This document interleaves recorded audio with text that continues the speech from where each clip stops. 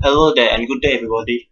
Today I am going to present you the Iskandar Development Framework, which my Iskandar Development Framework for the Iskandar Business Challenge formed by Frost and Sullivan. So there will be 7 dimensions of this framework followed by 4 key performance indicators. So without further ado, we go to the first dimension, which is growth and opportunity. To kickstart the development, we should organize an incubation center for biotech and technology company called company research organization and contract manufacturer. This incubation center can help improve electronic and electric EE sector to develop smart manufacturing and automation. And this development should focus on food and agro processing to develop an extension of that sector which is food and agro smart manufacturing and automation. Also, improve healthcare and develop pharmaceutical sector. According to Business Monitor International, Malaysian medical tourism is on the rise. So why not integrate all of this factor to make Iskandar the Southern Medical Tourism Center? To make a clear view of this, I should show you the diagram of Iskandar growth. So from this diagram, kickstart by implement incubation center, the contract research organization and send contract manufacturer to E&E and pharmaceutical sector. The incubation center will facilitate in E&E will facilitate smart manufacturing towards food and agro. This will increase food traceability and there will be no food scandals such as the horse meat at Europe earlier this year. For automation, the increase of food processing and packaging will become more efficient. So the engineers and scientists can check output on their tablet while focusing more on making new products or making back our life better. While the incubation center will facilitate pharmaceutical sector in terms of making new novel drugs for medical tourism, for eventual medical tourism, such as some novel drugs such as leptin sensitivity drug, which can help obese patient lose weight. Ultimately, all of this development can be converged to the future medical tourism. The target for the medical tourism is Singaporean, Indonesian, and eventually Australia and New Zealanders. To the second dimension is connectivity. Iskandar should be the first to mass import EV car and implement it fully in the city. For now, the EV car is at exorbitant price because of no tax exemption. However, there will be an extension of tax exemption of EV electronic cars in 2004. To lower the price, we should not buy the Western EV cars, but the Indians the Asians, like the India's Mahindra EV car. For long-term goal, Iskandar should collaborate with Mahindra to manufacture the EV car here and become the sole distributor to the Southeast Asia region. Another long-term goal is to partner with Singapore Ministry of Transport to connect Iskandar to Singapore route through underground train tunnel like Eurostar of Europe.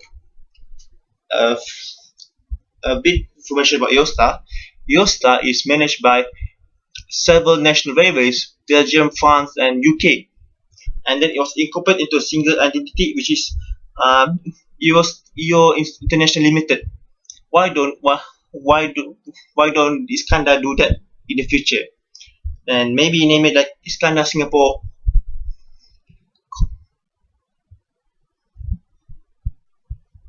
Incubate. So also we can invite YTL to Iskandar and partner with it to produce a 4G wireless area throughout Iskandar. Also, we can make connection with Singapore by inviting YTL to cooperate with Singtel, the 4G provider of Singapore, to produce a 4G roaming between these two countries. between these two business centers. Like for example, in Malaysia, we for mobile provider, in Malaysia we use Digi. However, when we come to Indonesia, it will become Telstar. So in this context, why not when we use in Iskandar we use just 4G, or when we arrive to Singapore, it become Singtel. Instant conversion without need to buy short-term contract.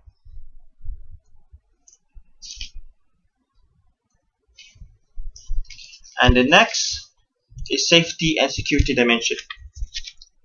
Iskandar should introduce martial arts like Aikido, Judo, Karate, and Taekwondo. This will increase community wellness, self-preservation, and vigilance. If this implemented, there will be a white-collar martial artist. This white-collar martial artist is something to be feared both in their work and their personality. Some example of white-collar martial artist is the Russian President Vladimir Putin. From this situation, Iskandar can organize a watch group composed of Iskandar residents. A group of people trained together to protect their home is more effective than hired security guards. Another safety precaution, Iskandar can utilize the E&E manufacturing development to implement RFID tag in the children's apparel and shoes. Later, in the future, with the help of incubation center and E&E development team, we can install facial recognition camera for active surveillance in Iskandar city. With this installed, Iskandar should have the lowest crime occurrence rate in the whole Malaysia. And then on to the next dimension, entertainment lifestyle. An extension of the martial art implementation, Iskandar can organize martial art competition or tournaments. This will increase competitive sport and sportsmanship. If this characteristic follow to work, discipline and productivity of the white-collar martial artist will significantly increase. A long-term goal for this dimension is to build a concert or exhibition hall that is on par with the Changi Exhibition Hall. Fitted with a functional public relation group, this group should be attracting and inviting world-class performers to Iskandar. Some example of world-class performers is the international circus like Cirque du Soleil and the French Parc Tracer to perform their videos in Iskandar. This will attract global youth and global attention to Iskandar. And later, maybe Metallica and Coldplay does not need to go to Singapore to perform. They can go to Iskandar instead with cheaper costs. In terms of cost and living, Iskandar should install rainwater harvesting system in all residential area. Make this not as an optional but a fundamental installation. This could make the Iskandar be the first residential area to be fitted with rainwater harvesting system wholly. For long-term goal, build a biomass power plant in Iskandar. This is not impossible because there is government-approved biomass plant in Sabah already. Iskandar workforce family should be the one manage it as well as its shareholders. Any excess power generated from the plant can be sold under agreement or be routed as an incentive or subsidy. In the end, all of this will give a huge relief to Iskandar residents' saving accounts. For environment, the target is to have more oxygen and less carbon dioxide. So we could promote one family, one tree program as well as auxiliary campaign such as composting activities and recycling. We should also give incentive on EV and green car usage. The incentive mentioned is in form of subsidized or free electrical energy.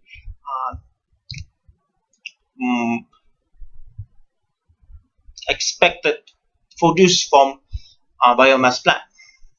Iskandar can also create competition between different areas in which area can he give the least CO2 emission or more amount of recycles or even the cleanest area. The winners of this area can be given a prize such as incentive such as free electrical energy for a few months. Ultimately, as an extension of from rainwater harvesting system before, we can build a community rainwater harvesting system. It should be managed and operated by the residents like the biomass, and this and biomass can be viewed as an environmental message to all through entrepreneurship. So teaching by practicality. And then lastly, the talent. If all done perfectly, the re-engineered Iskandar Malaysia should entice global executives. We can give relocation packages that include a house inside our safe residential area. We could also be a new type of school, the Iskandar School, whose local and expatriate children could learn together.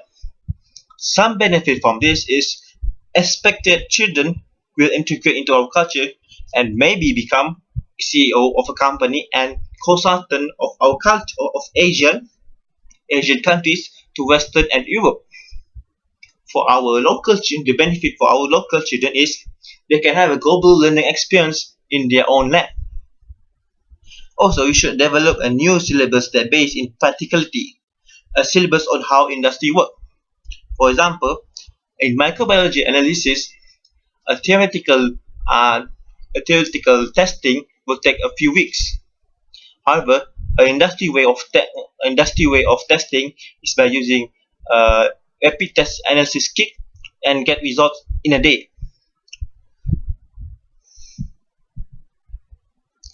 Learning this will be easier because we have many other example. If the framework was followed, for like the biomass plant can be used as a teaching resources that shows the kid how to use biomass waste to convert to energy and hence profit money, and also how to utilize the environment to make money for us. This is a practical way of learning life. And then this is the final long-term goal, which is to develop a new type of workforce, the Iskandar homegrown workforce. To think back, a city child is a child that lives in city exposed to many negative and positive variables. However, an Iskandar child exposed in green living, trained in martial art, exposed to social interaction global and locally, as well as receive knowledge on entrepreneurship in many ways. What is their future? How could they, what will they mold into be? This is something that is exciting and worth fighting for, the future of the homegrown Iskandar workforce. Is something they never seen before. So, and then there is for the dimension. Now we go to key performance fulfillment. First, there is no direct data from this, so this framework will use model data from other resources to make a viewpoint. For safety and security dimension, Malaysia Communication and Multimedia Commission reported that DBKL has installed over 200 CCTV worth 10 million since 2008. The result is the crime rate in 2012 decreased in 2013 by 11.5%. And for poverty and level and poverty and literacy level, based on researchers, martial art improved the practitioner's health status regardless of any kind and even practitioner's condition early on. This is related to relation between literacy and level and health status. A high health status is directly proportional to high poverty status, low poverty status, and maybe low poverty status and increase of mean income. Next, key performance indicator is sustainability. Based on the framework, the CO2 emission in Iskandar will be 38.7%, which came from this industry sector. The highest is from both transport and full and power residential buildings. And the next innovation factor is distribution. The high-tech industry will be 38%, the highest among other investment. And lastly, the economic impact.